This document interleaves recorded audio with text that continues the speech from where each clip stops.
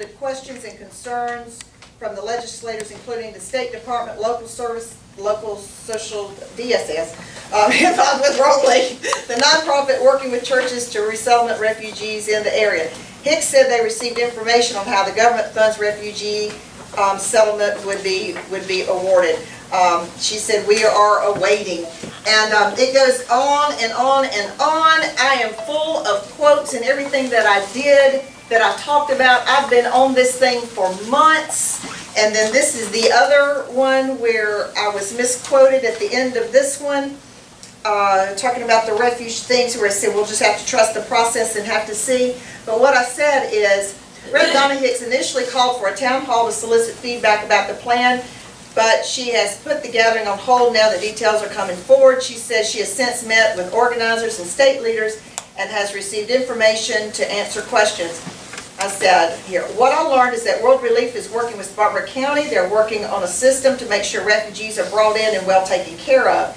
I met with World Relief leader who detailed plans for the program and learned how each refugee is funded through DSS, through federal grants, and medical care. Then she said medical care was a concern for constituents. Hicks said, but added that refugees will be sent to the Middle Tiger River Community Center to use its free clinic to be cared for by interns with Spartanburg Regional Health Care System. She, however, said terrorism remains an issue, and she hopes that World Relief can recognize Spartanburg residents' concerns about Islamic extremist groups. She said she trusts in the process, the program's vetting process, but asked that those being brought to Spartanburg not come from Syria, given her constituents' fears over who might be connected to terrorist groups. Of that 60, they hopefully can bring in somebody other than Syrians. If they want to make this work, it would behoove them to do that, she said. I'm the she in there. I'm trying to trust the process. We'll just have to see. Those were my last words. But it talks about all that I said. I was concerned. People were concerned about how they were going to get health care. I talked with Spartanburg Regional. I talked with VCOM. I had talked with 50 people or more, making phone calls, going through things. I went up to D.C. I met with the VP of World Relief up there. I met with Trey Gowdy. I was all over everything, trying to make sure, because it is an issue of terrorism. Okay, we don't want terrorists on our soil. I am not against people. I'm against terrorism. So, and we needed to work out something in that situation, and I think there's a bill that has come through now, the Senate, and it's come over to the House, and we'll see what kind of process we can work out.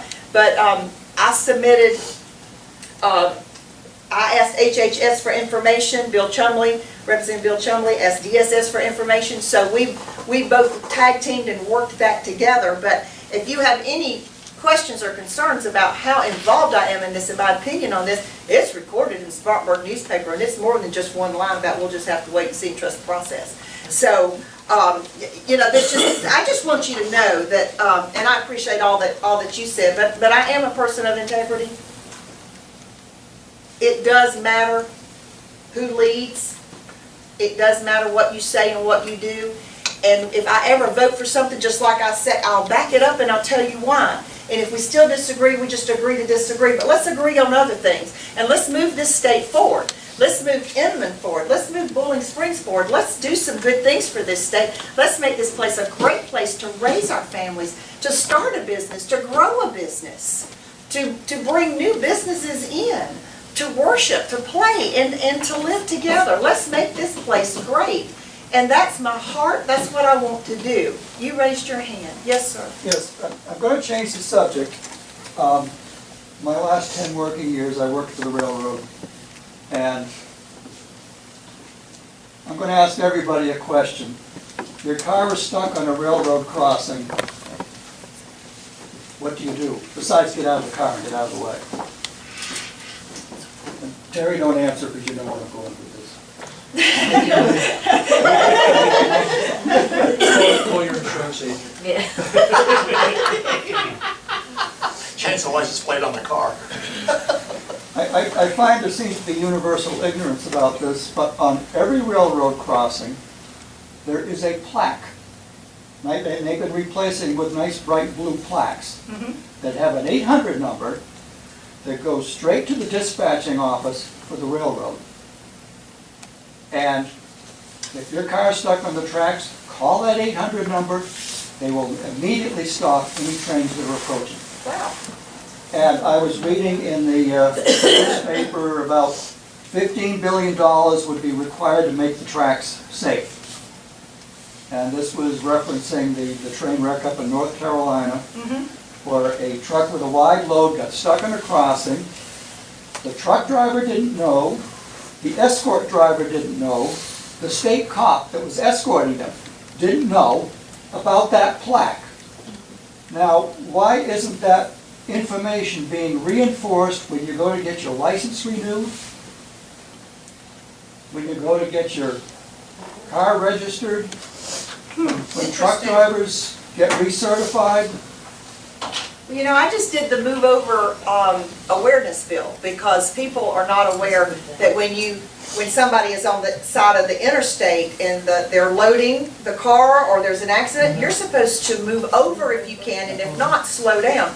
That's not in the driver's manual either. And so through the awareness bill that I just passed out of the House, which is sitting in the Senate now, we got to get it past the Senate, it says that it will be added to the driver's manual, and it will be put on the online manual. So this is another good thing. I'll write this down, and we'll see about making sure we do this. It'll be next year before I can get it written into law, but it's the 800 number if you're stuck on the track.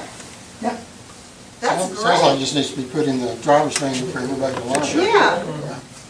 Yeah, that's In bright, something bold that, letters. so it's not in the driver's manual that you know of?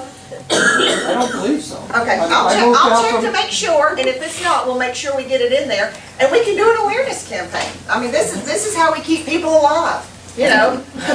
That's great, thanks for bringing that up, okay. We can put it on Facebook. There you go, that'll do it. Yeah, we'll start it out with, you won't believe this, but, and then everybody will look at it. Exactly. You won't believe what he said, you know, and then everybody will look at it. Well, I We do recently that. put a posting on my Facebook page with a video clip of 5 people that got killed instantly. It showed a car driving up to a train crossing and stopping because the gates were down. Wow. And another car, Went around. a lady with 4 children in the car, zipped through just as the Amtrak train came through and totaled her. And then there was a video of a camera inside the engine showing the impact and showing how long it took for that train to get stopped. Yeah, you don't stop those trains. No, you don't. You don't, that's true. Wow, well, that's great. Yes, Jim? I just want to say something too to this group. I've known Donna for 6 years now. And one thing I have known Donna to do is, even if it differs from sometimes her personal beliefs, she represents every member of her district. You know, there's all kinds of groups, and it'd be easy to identify with one or the other. It's a tough decision. But she polls people. She asks for input. She asks for, what does this district want?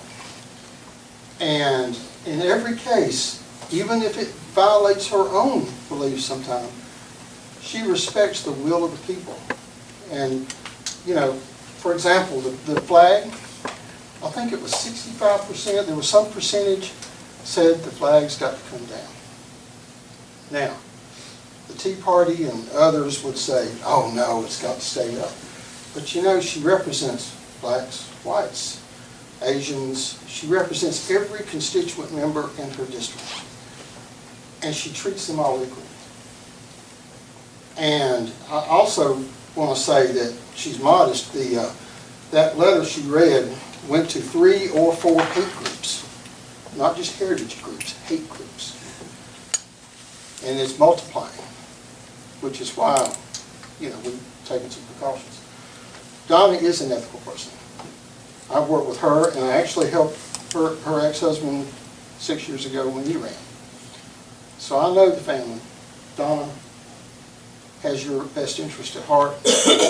She will represent every single member of this district, and she will make herself available to every single member of this district. Thank you. All right. I think Does anybody have any questions or anything else you want to ask? It's 7:30. I promise not to keep everybody more than an hour. We're ready to go. I'll be glad to speak with you individually unless you want to ask a question. We're good? I thank everybody for coming out tonight. I really do. Take one of When is these. the election day, Donna? June 14th. Yeah, this is not about a campaign, so I'm not really talking about campaigns. So you can ask somebody in the room. Okay? June 14th. June 14th. I'm sticking to my policies, y'all. I'm doing, this book, get this little book. If you want to take an extra one to a grandkid, or if you got a couple